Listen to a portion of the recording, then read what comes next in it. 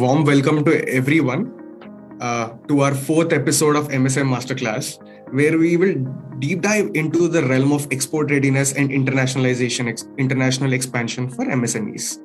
In this session, we will explore key strategies, challenges, and opportunities presented to MSMEs to consider expanding their business globally. Joining us is our expert speaker, Dr. K. Rangarajan, sir, a professor at IIFT and also the head of the IIFT Kolkata campus, here to share his valuable insights and practical guidance on topic of internationalization for MSMEs. As a budding entrepreneur or an established MSME looking for exploring new markets and trying to expand your business across various stages, this session will equip you with the knowledge and the tools necessary to navigate the complexity of international expansion. To talk a little about our speaker, Dr. K. Rangarajan is the head of the Kolkata IIFT campus and leads the Center of MSME Studies. He has an extensive experience in teaching, consulting, research, and academic administration, spanning over 25 years of experience. His expertise include business strategy, strategic planning, and internationalization of MSMEs and management of trade support institutions, including trade promotion organizations.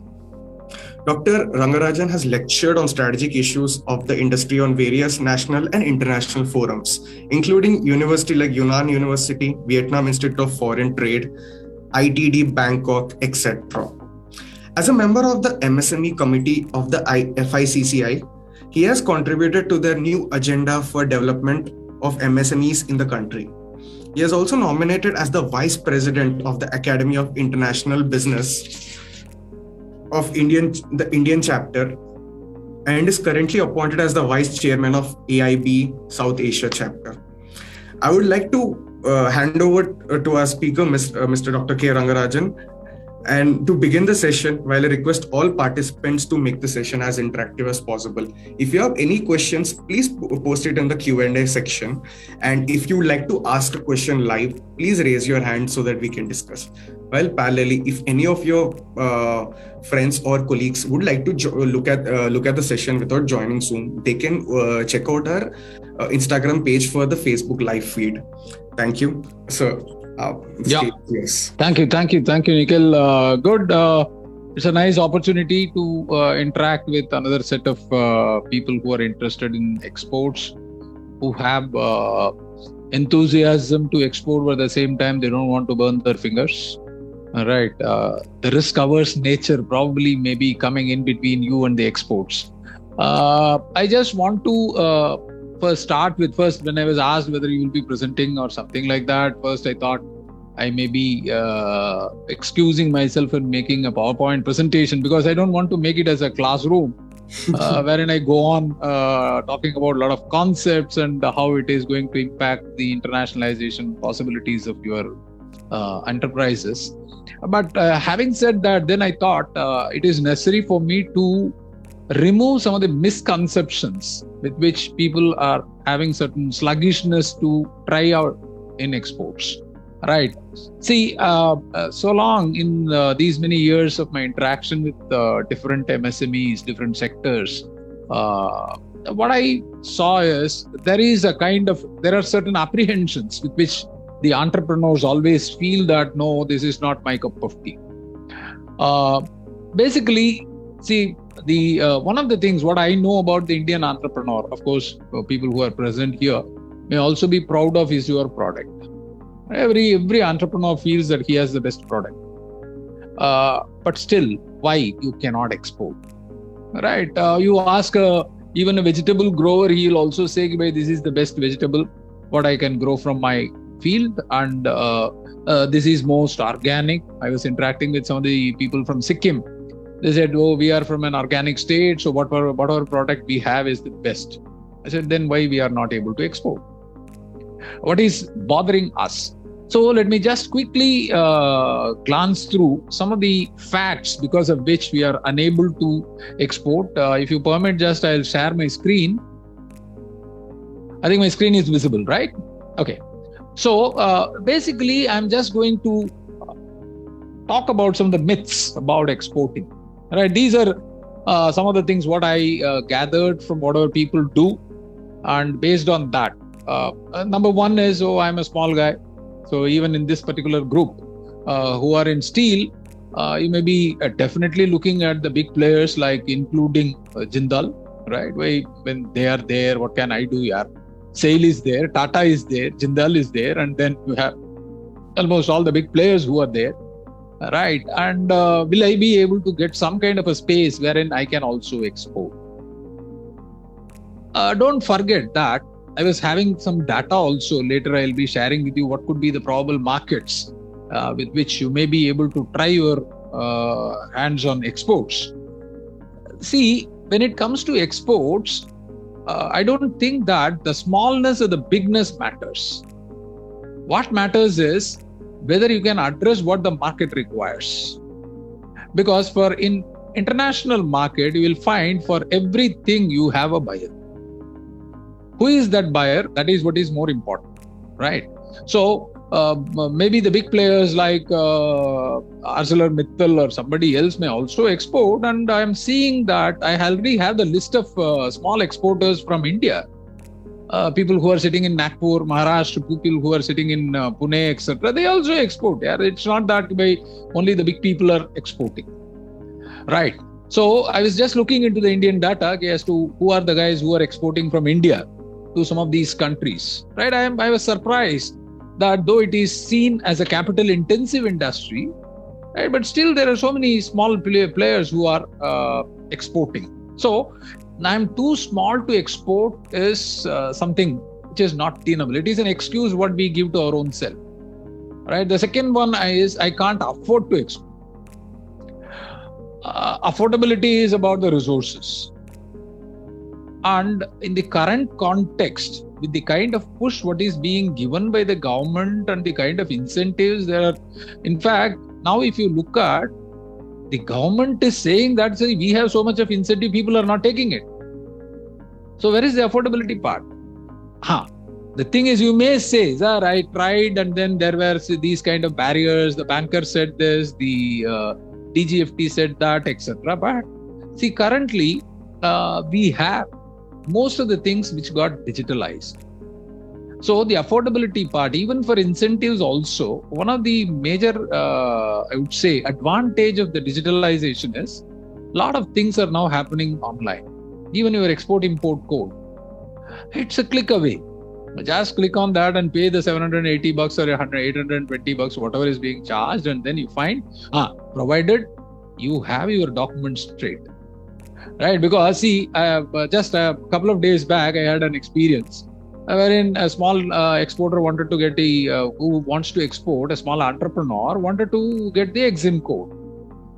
Just we were trying to help him out, and then EXIM code, everything was happening, but lastly it got rejected. Okay. Then we found why it got rejected, because the name what he has given in the PAN card and the way in the name what he has given in his trade license, they are not matching. Right? See, but for this I cannot blame digitalization is not helping. Yeah, it is helping. When we are wrong, then probably. So I can't afford to export is also another myth about exporting. Right? Especially, this is what I always, when I interact with the prospective exporters or the existing exporters, I always say the coming 10 years are going to be your golden period. If you cannot do now, you can't do any time. That also I'm sure, because see, we are riding on a race, right? So if I can't do now, I may not be able to do any time. Baad mein I will be also telling you, you can always ask me, sir, you are so positive and why can't you export steel? I'll address that later. Okay. Then I can't compete in international market. And that is another myth. Why do you say that you can't compete in international market? Is it because you know more about the importers and their psyche? Because of that you say, as if you have interacted. We haven't even explored it. We need to explore.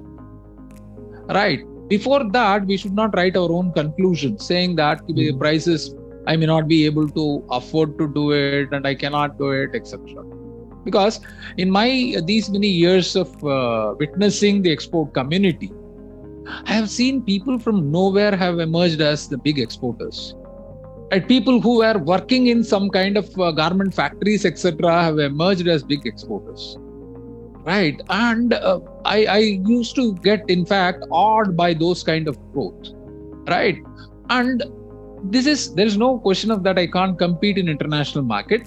And see, people like us, the Indian Institute of Foreign Trade, which is a government kind of an organization, why we are sitting there? Even after our presence, if you feel that I can't compete in the international market, it is a shame on me. I could not make you compete in the international market, right? Yes. So people should not feel in this way that I can't compete in the international market, and then it is too risky. In this, I always say, any business, even in domestic also, it is risky. In fact, you are in business because you have the capability to take risk. I am not in business because I can't take risk. Exactly. Right? I am very happy with the fixed salary, whatever I am getting, and I am very happy with that. So naturally, when it comes to a business, it is always risky. When it comes to, in fact, I always feel international exports are comparatively less risky if you are well aware of how to go about it than the domestic market. Domestic market, you have so many kind of influences, and the competitors are well aware of what you are doing, who are your customers, they can do poaching, they can spoil. There are so many things which they can do. In an international market, like you are groping in the dark, the other person is also groping in the dark. Yes. So naturally what happens is the risk there is, I would say always that it is lesser than that of what we consider in the domestic market. About the payment, etc., I already told. See, if we are aware of the processes and the procedures, then probably the risk will always get mitigated, right? And too complicated. There are n number of procedures. Every state, whichever state you are in, nowadays, you just type in the Google exports, you will get lakhs and lakhs of guidances which are available over there. Right. You should not get caught into some kind of wrong hands, the intermediates. Right. Of course, we have a lot of facilitation which is happening now. Right. See, the government which has come out with a lot of schemes for sector specificity also, they have come out with a lot of schemes. Probably we may be able to use that and reduce our complications. So the first is about the myths about exporting. The second is some of the other myths of the SMEs, especially the small and medium enterprises, do have some kind of preconceptions. Suppose if I know the documentation procedures and policy support, I can export. Again, it is very clear that if you know the procedures, if you know the documentation, if you know the policy support, etc., your knowledge goes up. That's it.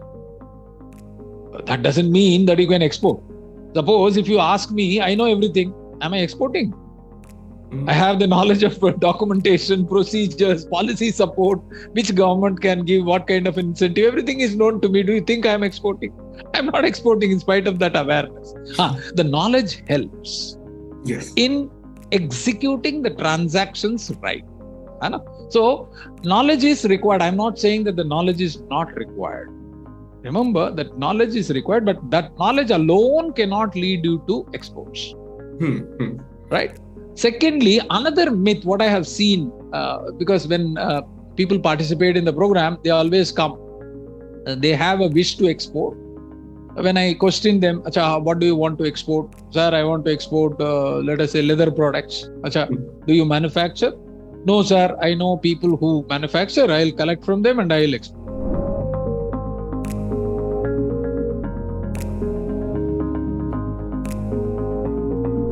See, just because you have a good connection and you have a strong sourcing base doesn't guarantee a successful export. You may become a trader, right? Some product from here to there and there to here. Those things you can do. I'm talking about a successful exporter, sustainable. Today, you are exporting 10 lakhs. You start with 10 lakhs export, you go into 100 crores. And I want to see people who getting into the 1,000 crores. I have seen garment companies which have started with the 1 crore of export, today sitting in 300 crores and 600 crores of turnover. Right. See, that I call as a successful export.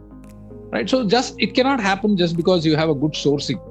Sourcing can help you where, suppose if I am producing 100 units, I am unable to meet the demand, which is around 150 units.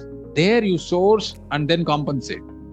Because the tricks of the trade lies in your manufacturing capability also. Don't forget. Yes. Right. So that is where, especially I am a supporter. There are a lot of counter arguments to what I say. But I am a supporter of manufacturing exporting because that gives you a sustainable export. I have seen there are sectors in India which deviated. Because of that, they are suffering. For example, sports goods industry in India. You go and talk to an average sports goods exporter from India. Earlier, they were manufacturer exporters. Today, they source it from the nearby countries and export. They have become traders. And now they are complaining, sir, the market is so competitive, I am unable to compete. Now you can't do anything about it because where is your creativity? Where is your innovation? Where can you show it? Because you are bringing cheap products from outside and assembling it and re-exporting it. So the manufacturing part, so that is where I say, domestic sourcing is important. But just because you have a domestic sourcing base, that cannot guarantee export success. And similarly, couple of things like strategic issues, managerial issues, I'll do it. Sir, once I get the order, then I'll be able to export. I'll look at these kind of issues later. Whether I need 10 people to work for me or one export documentation guy is required. Once I get the order, I'll run and catch hold of a C&F agent. He will do everything for me. He will do everything for you. But at what cost? Right? That is also important. So that is why pushing it on the backside, saying that strategic managerial issues can be looked at later. And similarly, I am not a knowledgeable person. I am not intelligent enough to read the data, etc. Trade data. These are not important, sir. If there is a demand, I can always sell my product. That is also a gain. Don't think that the trade data analysis and research are only for academics and policymakers who never export. They are doing it only for you. So try to use that. See, I'm not saying that you should be very good in mathematics or try to look at the trend, what is happening. That gives you a confidence, nothing else. Because you are bearing a risk. Don't forget that. When you are bearing a risk, you need to have a confidence in yourself that yes, you can overcome this risk and make profits. How do you get this confidence? When you look through some of the data. Right, like I was looking into, especially for steel and steel fabrication things, the US market. The US market is doing extremely well. Post-pandemic, it has started further increasing. Are you benefiting out of it? If you see this data, probably that will give you confidence as to look, these are the people. That means, except me, another 100 people are taking advantage of it. Why can't me? The data gives you that confidence, right? And similarly, if I can depend on certain platform agency, in fact, I hope some of the participants over here may be also be interested in knowing, sir, give me the names of the importers so that I can export. I can read out the names of the importers. There is no problem for me. If you become successful, tell me, yaar, aapne naam bataya, maine export kar diya. Right? I'm ready to share that also. But don't think that having the names of importers or an agent, importing agent, etc., can give a successful, because you need to feel that this is the market, irrespective of the development stage. African market, kyun na ho? I was seeing, I hope, just to share with some of you, I was just going into the latest statistics, what is available. Togo is the highest importer of steel products from India. Small country. It is showing 55% growth over the previous year. I was really surprised. Growth. Togo and 58% growth in that too steel products happens. Right? This happens. Nobody thought post-pandemic, immediately after the pandemic and even before the pandemic also, Senegal was the highest importer of Indian rice. Yes. All right. And people were just scratching their head. Yaar, ye kaise ho raha hai? But Senegal, why? There are re-exports. See, they are smart. They're doing it. And even in steel also, Senegal is there. They are also one of the markets which you can target. Yes. Especially for the beginning exporters, like people who are feeling that, okay, I want to be spared from the excessive certification requirements, what is there in the US market, etc. You can take it this route also, Senegal. So, the choosing a platform agency, or I am able to manufacture it very cheap, or having the importers, etc., that alone will help me do well in the market. That I don't agree. I'm not saying that I am disagreeing and you should not do like this, etc. If you have, it is an added advantage for you. Don't depend on it. Yes. Right? If you got someone who can help you in doing that without any much of a problem to you, use them. There's no problem of that. But don't depend on that person. Yes. See, it may be to initial start, probably that may be of help. But don't just be with it. I know, especially since I'm talking to people who are interested in steel and steel related products, I know so many people from West Bengal, Odisha, etc., who were earlier exporters of steel, now doing nothing. After the China's, the war of China, right? War of China in the sense, a trade war, the way in which they operated. A lot of people become jobless because you were dependent on some of the agencies and the conduits through which you can do it. You were not able to look into your own strength and re-look at the different markets. Right? So, आपने क्या है कि भाई एक comfortness आ जाता है ना, so that comfort, if you start relaxing, probably, that is why I said, just don't think that you may have today a good agency which is helping you entering into countries, but just don't depend only on that agency. That is just a beginning for you. Similarly, you are, let us say I give you a few names of the importers and you are very happy and you contact him and he gives the order also, let us say. Don't think that this is what is going to be your final list. You have to on a continuous basis. This you do in your domestic market also. See, I'm not saying that way. In domestic market also, do you just depend on only one of the few customers whom you are dependent on? And don't forget that you are operating mostly in B2B. Right? That is also very important. Yes. If it would have been a B2C, then it is different. B2B mein aap operate kar rahe hain, then it is very important for me to have some kind of a belief in me and strengthen myself for my exports. Right? So, with these thoughts, let me now go forward on some of the interesting aspects of steel and also on the readiness part. So, first of all, I need to check myself. Am I ready to export now? I have a product. I do domestic market also. Am I ready? How do I understand that I am ready or not? Just when I start, I said, one of the best part of the Indian MSMEs or Indian manufacturers is they always believe that they are having a good product.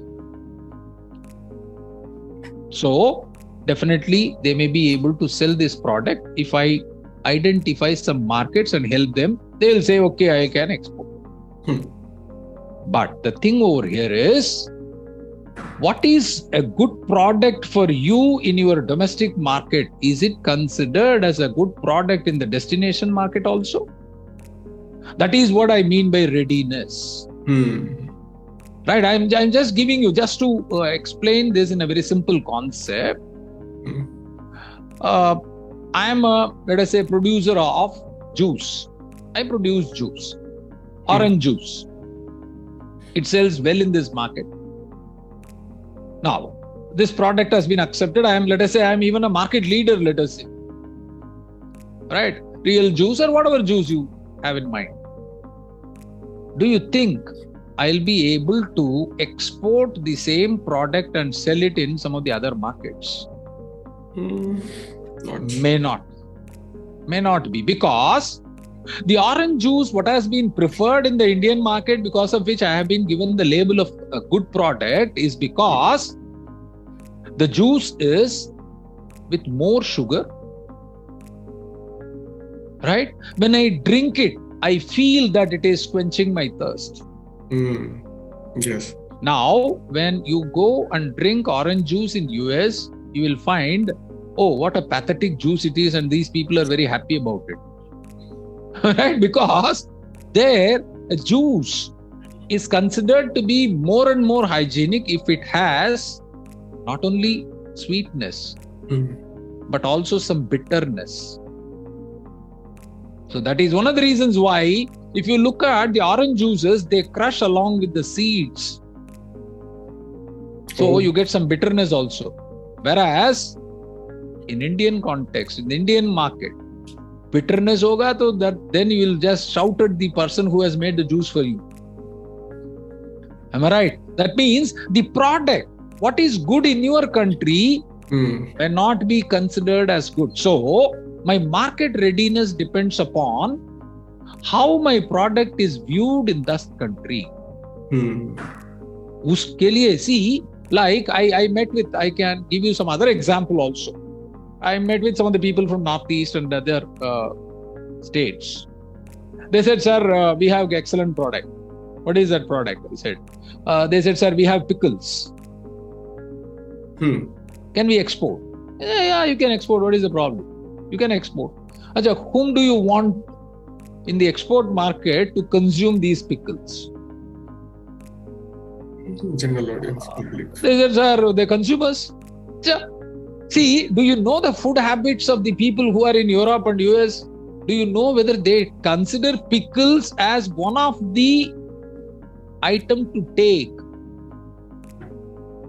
Do you think that with this kind of a spice in the pickle, they will buy it?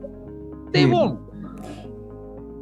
So naturally, you are going to depend upon the Indian diaspora which is there, which is very happy in having pickles along with their parathas and chapatis.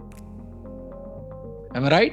Yes. Now, the problem is, even people who are your Indian diaspora, a Punjabi may be more interested in a mixed vegetable pickle with a Punjabi flavor.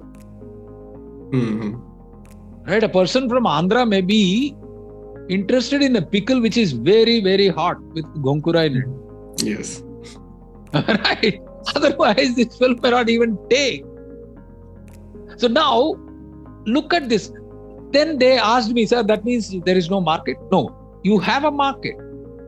But when you offer this as a pickle, whatever ingredients you are keeping as part of masala, etc., I asked them counter question, do you use olive in India? We use olive, we consume olive. Do we grow olive? Rarely.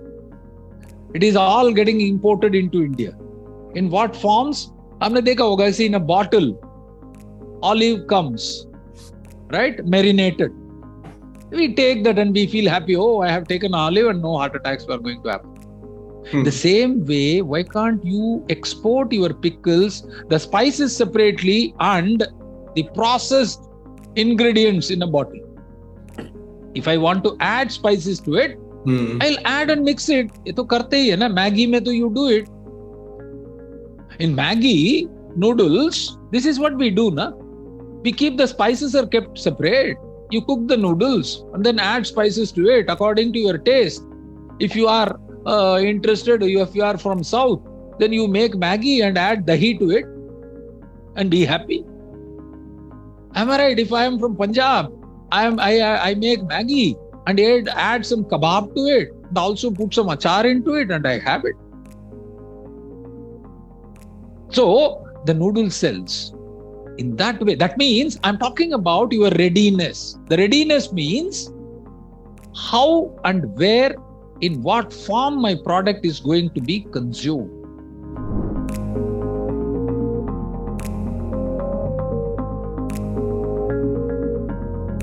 In steel also you may ask, sir, this may be more suitable for consumer products. In steel, things are more specified. The thickness is more specified, the way in which it has to be applied, the way how the fabrication should take place, everything is specified. Do you think that I can bring in these kind of distinctions and differentiation? Of course. The steel, in fact, I don't know, there may be exporters who may be interested in exporting to US. I think people may be interested in knowing that I'm a steel fabricator and I want to export, etc. When we want to export to US, then you have to get your unit certified, right? Whether you are, and even if you are coming out with a product, then also you have to certify that the products are suitable for US. ASC, right? The American Institute of Steel AASC certificate is important, right? American Institute of Steel Corporation, that is the steel certification, that is important if you want to operate in US. Acha, ye karta kya hai? What do they say? They talk about the strength of material, the way in which it is getting manufactured, what should be the ingredient, what kind of a test will be done on your product, etc. Yes. But when it comes to Europe, it is different. All right. Yeah, so probably I think that is how I'm trying to look at the readiness, market readiness. Otherwise, see, I can talk about market readiness, how to keep your market, how to be more suitable for market, how to test my market readiness, my potential kya hai, now what potential I have, what potential I am not having, etc. With that also I can talk about market readiness. But the readiness for you is, number one, it starts with, are you ready when you pick up certain markets? Which markets you want to go?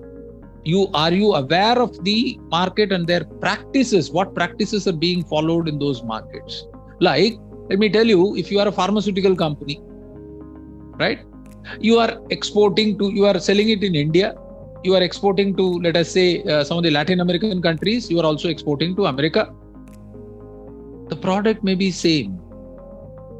But when it comes to America, it has to pass through the US FDA regulations.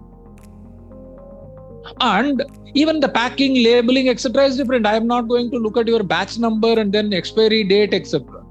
वो तो India में चाहिए होता है. Because the controller of drugs says that, oh, this should be printed.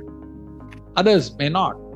So I have to understand what kind of practices are there in those markets. Could you give some examples, sir? Like, some practices like in the United States or Europe that in the steel or other manufacturing industry should keep a checklist of? Yeah. See, in fact, number one, see, when it comes to the readiness, I'm just giving you some of the things, what you may require when it comes to the markets. I'll just share with you. Yes, sir. Yes. Like I say, number one, should I concentrate mostly on steel products, right? Sure, sir. Yeah. See, I picked up for this session, I looked into 7308. I hope people know that export HS codes are there when you want to export. In fact, let me just tell for some of the people who may not be aware. If you are aware, that is well and good. If you are not aware, let me tell you. See, if you don't have the EIC code, right, export-import code, you cannot export. Very simple. So, people who are interested, first, even before you search anything else, first you get your EIC code, export-import code through the DGFT site. तो कर ही लो, number one. Number two, look at the name of your product. I may be appearing to be a fool when I say, "Acha, look at the name of your product." Arey, kya baat kar raha hai? Name of the product in international is more recognized in numbers than the way in which you define. So the HS code, harmonized codes, right? See, for example, if you are, let us say, a steel fabrication part, let us say, I picked up a code 7308, which is defined as the structures and parts of structures in steel. Right? 7308. I started looking further into it. Because here, the name of the product, the more the HS codes are, the more specific the products are. That is another rule. Okay. So I have gone into 730890, which is structures and parts of structures of iron or steel, excluding bridges and bridge sections, towers and lattice masts. This is what they call as structures and parts of structures of iron and steel, 730890. In fact, I got more interested in this particular product mainly because post-pandemic, this is the product which is showing nearly double the exports. What was the position in 2020 and what is the position in 22-23? It is jumping. Similarly, you have, some of you may be into steel, the equipments for scaffolding, shuttering, propping, pit propping, etc. That is also there. That is also exportable. In fact, in 22, latest is, this export has nearly doubled from what it was in 21. That's significant growth. Yes, and similarly, suppose if you say no, I am not into this. I'm more into the towers and masts, etc. of iron and steel. Even that is also was doing well, but now, if you look at, that is not doing great. There are a lot of barriers which have come into this, so probably their exports is not that great. Similarly, you have 730830, which is doors, windows and their frames, etc., which is made of iron and steel. That is also not that much attractive. Though infrastructure industry is across the globe, you find most of the countries are strengthening their infrastructure. So even before I look into anything else, the export readiness for me as a steel manufacturer, steel component manufacturers, etc., I need to look at the infrastructure push of the country. The more the push, the more the opportunity for you. Exactly. Right. See, the big companies in India are very happy. Whenever the government says, oh, now we are going to invest 70,000 crores, everyone jumps. Oh, 70,000 crores. My 100 crores is there. All right, because the government is pushing infrastructure. The more the infrastructure push is there, and in the years to come, it will continue to be a push, because every country wants to strengthen their infrastructure so that they become more and more updated with the requirements. Am I right? See, infrastructure for me 10 years back and infrastructure for me today has totally changed. Right? 10 years back or 20 years back, I was talking about, let us just pick up this simple example, a house. 20 years back, a house means कि अच्छा यार कि भाई ठीक ठाक जो है कि भाई इसका एक दरवाजा होगा, ऐसे होगा, there will be a general gate, compound gate will be there. After that I enter, and then I enter my house. There will be a door, and the door will be made of teak. And there will be this and that and whatnot. Today, first of all, that entrance has become collective.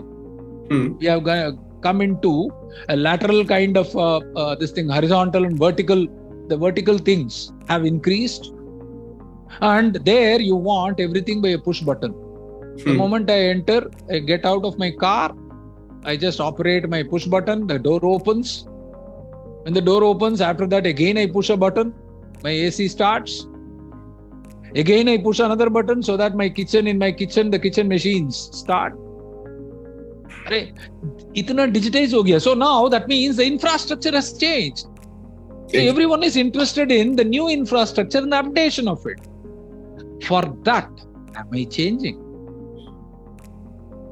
With that changes, am I coping with these? See, this is what I mean by market readiness. Market readiness is not much about to what extent you are able to manufacture a product. Are we able to give me a product what I want? or you want to give a product in which you are good at. In exports, the success factor is going to be more on how do you deliver what the market wants rather than what you have the best product. All right. So in steel, let me continue with the steel. Like I was going into, I don't know why people are more interested in the US market. For me, US market appears to be, of course, in steel, when I look into the statistics of the imports by these markets, I find US imports. I'm continuing with the same product code. When I look into this, the US import is around, you can say, 36%. 72% growth has happened in the United States market between 2018 to 22. 72%. But at the same time, I find Thailand has shown 100% increase. And the quantity in tons, if you look at, right, 58% is being imported by US. Around 58%. Now the question is, if you look into the US market, a lot of big players are there, right? ASW itself may be more into it, right? And the big players, they will be garnering bigger share. So this thing is, as a small player, is it advisable for me to fight with them in the US market and then try to make a space over there, right? If at all I have to give a value-added product, naturally these big players will source from the domestic country itself and they will be adding value to it, right? So as a small player, will I be able to? In that case, what my thinking is a bit different.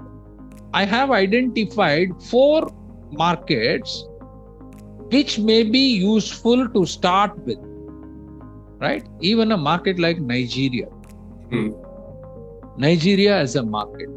You can see, once you make a dent in your exports, probably you can go on tapping the bigger markets. There's no problem in that, because ek bar, when you understand the tricks of the trade, how to go about it, it gives you more and more comfort.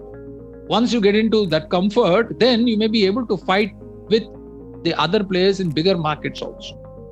So Nigeria, which is showing a very positive kind of a growth, it has shown a 71% growth. And wherein the tariff rate is also low. That may be one of the markets where we can look at, especially for the fabricators and all. Similarly, I said Senegal is another market. Ireland is the third market. Ireland is also having a good potential. Though you may say, sir, will we be able to battle with the European lobby, which is very strong in steel? Right? In spite of that, it has, because the figures are showing that the exports are happening over there. And similarly, I told you Togo. Togo is one, I don't know why it was doing well. Maybe there may be some kind of re-exports which are happening from Togo, or they may be because of the ease of exports which are maybe there. Because of that may be a very soft market. These are the 4 markets which I found are doing really well, especially for the structures, etc.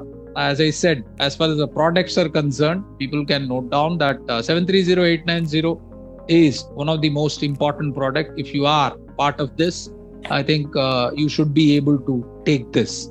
And similarly, 730840, which is equipment of scaffolding, etc., which I told you, HS code, that may also be. Now, before I take some more questions, let me also, because I think people may be inquisitive about the importers. The importers in Nigeria, right? I said Nigeria. Acha sir, kaun hai? See, I have a couple of names in Nigeria. Even I think the government company, First Aluminium Nigeria PLC, right? That is also importing. And you have Dimwise Global company, which is importing. And we have Mafaco group of metals, West Africa. They are also importing from India. Yes. These are some of the companies in Nigeria. I have a list of around 15 companies which are sourcing from India, which are importing from India, right? And they are not very small companies. They do have good turnovers, right? US turnovers are also there. and most of them are located in Lagos. Lagos is the city where most of these companies are located. I can see around 6 of them located in Lagos. Right. And similarly, I have a few importers in US also. Right. US companies. But of course, when it comes to US, please rest assured that you need to have either your factory certified or the product certified by AISC, right? American Institute of Steel Corporation. That certification is required when we are looking at US market, right? And secondly, US, another risk in US is county-wise, they do have certain regulations when it comes to steel products. You may be aware that with US, we had a problem in steel tubes earlier, right? In steel tubes, we had problems in US. County-wise also, there may be certain differences, which I can see. Thailand is also a country which we may look at. They do import. There are a lot of companies I can see, Asia Metal, BS Metal Company, Bara Windsor, and we have Dominion, Kemet, and First Steel Industry, Thailand. Right, and there are a lot of them. They are in Bangkok. I can see a lot of them are in Bangkok who are importing. Right. I do have, the list is very big when it comes to Thailand. There are around, I can see around 35 importers who are more popular in Thailand. Right. And they are the people who are importing from India. Right. They are importers from India. Right. And similarly, I have a few of them. Ireland. In Ireland, I see that Cavan Aluminium Fabrications Limited, CAL Precision Limited, D. Kennedy Steel Supplies Limited. And then D. Kennedy Steel Supplies Limited is more of a trader. Right? They buy and then they supply it locally. Right? These people are also there. They operate from Dublin. Right? There are companies which are operating from Dublin majorly. Right? That can also be looked at.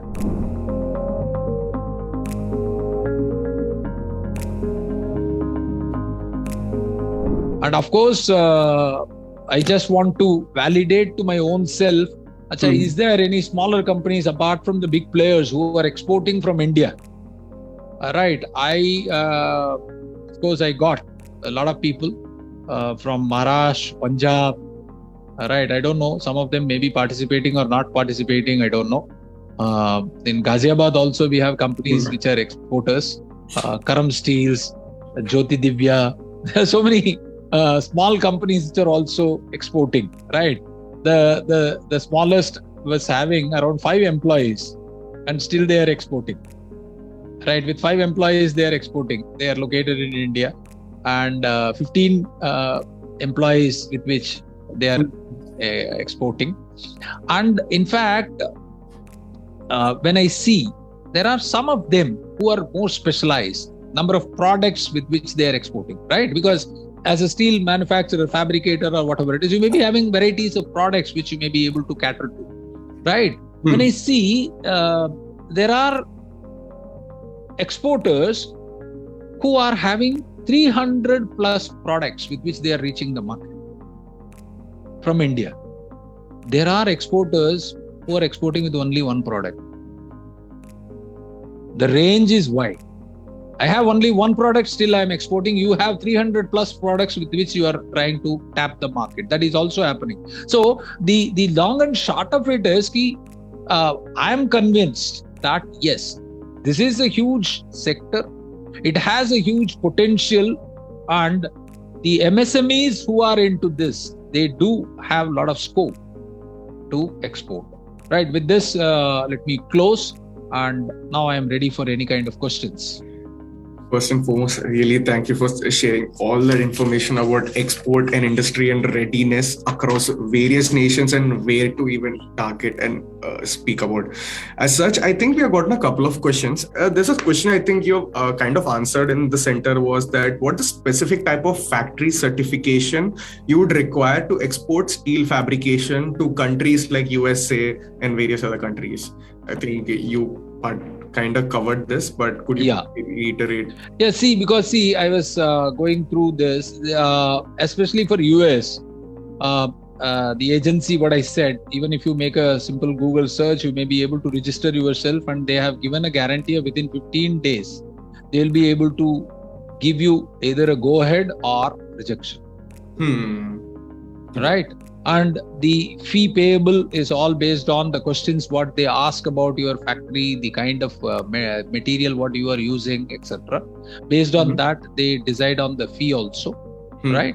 And within 15 days, probably you may be able to get a go ahead or a rejection for US market. This is more about US market. Got it. Thank you. Yeah. That is what I said, na AISC. Yes, sir. AIC. Yeah. So one of the other questions was, how do we generate new business for export and compete in overseas market? Like how do a person like get their first few leads to start their business and enter the competitive market of the overseas? Yeah. See, number one, there are various ways. If nothing works, then they can approach me. I can help them out. Of course, without a fee. Don't worry that I will be charging as a consultant. See, number one, if at all you want to get leads, etc., one of the things what generally people do is they try to use some of the agents who say that yes, we are leading agents in imports and exports, etc. That is one. But there it has to be a lot of caution with which you need to approach. You may be duped also. That is one. Number two, nowadays what I find is digitally you try to enroll yourself into the group of products and then start talking about what all you can so that you can generate some leads through the digital marketing way. Right? That is the other one. The third one is you identify yourself along with an export council or an industry association, right? Through which then you get leads. The fourth one, as I said, is there are directories of importers for products, right, which are there. You may use those directories and then send cold mails, cold calls to these agencies. Probably that may help. Otherwise, like I generate based on the latest filings of the shipping invoices and the other things. Based on that, we also try to generate some of the leads. That is the last resort for you. Suppose if you fail in everything, then finally if you approach, can you give me some leads? This is what is my product. Because here, when I also suggest some of the names of importers, etc., first I do the initial matchmaking. What product you have and whether that fellow is interested in that product or not. Because I have a lot of such experiences. Like once one of the famous garment manufacturer exporter who met me in one of this thing, he said, "Sir, why can't you pass some good deals?" I said, "Yaar, mere paas ek lead hai, karoge?" He said, "Yes." So I forwarded a mail which is from Germany for a hospital for their bed sheets because he was in made-ups. So he said, I asked him over phone, "Can you supply bed sheets to the hospitals?" He said, "Yes." I said, "Wait, they are assuring 3 containers in 6 months. Every 6 months, you have to give 3 containers." Yes. And finally, what happened is he could not do anything about it because the matching was not happening. What they required as a product, and he was not having the capability to come out with those finer products in spite of getting a good price. Because he cannot make more investments to update his technology to come out with that kind of a product. Right? Which is, in fact, it is a fire retardant bed sheets. Oh, okay. That is the crux of it. He said, bed sheets are fine, but fire retardant means chemically processing it and ensuring testing and then supplying it. That's a cumbersome this thing. Though the price was very, very attractive. He said the price is, of course, worth it. It must have been challenging. Yes, that is also there, right? That is how the first lead part happens. I think right now we don't have any more questions from the audience, and we have covered a couple of questions. I really would like to thank you, Professor, for this valuable session about export readiness and how to make sure that they are in the right market and to be able to make the best out of the products that they are exporting. I would like to thank you, and please go ahead. I'm sorry. And also, everybody, I would like to thank one and all for taking your time out today on a busy Wednesday and to attend our session. I'm sure you'll be able to take today's insights from today's session and be able to make practical applications in your business and hopefully expand internationally. On behalf of our audience and JSW1, I would like to thank Professor Dr. K. Rangarajan for taking your precious time out to share your insights and understanding of the export and readiness of the market to help MSMEs grow internationally. Thank you, sir. Thank you. Thanks a lot. And Vinay Tiwari has asked, sir, can you share your importer list to all of you? You may be able to mail me in rangarajan@iift.edu is my mail ID. Right, and my associate Sumana Das @iift.edu. So both you can mail us, and she is the export facilitation coordinator also. Right, so we may be able to help you out. There's no problem. And Nikhilji, if you can share those two IDs, I think both the IDs are with you. Yes. Right, and it's a pleasure. And my only request and wish is let us export and flourish. Right, and the barriers will always come, right? And to whatever extent I may be of use to those things, please do not hesitate to contact. Thanks a lot, and wish you all the best, and Jai Hind. Jai Hind, sir. To everyone in the audience, shortly after the session and all, I'll be sharing a mail to everybody who has been attending with sir's email address and details, and also the session video. Thank you, everyone. Have a good day. Thank you. Bye-bye. Bye-bye.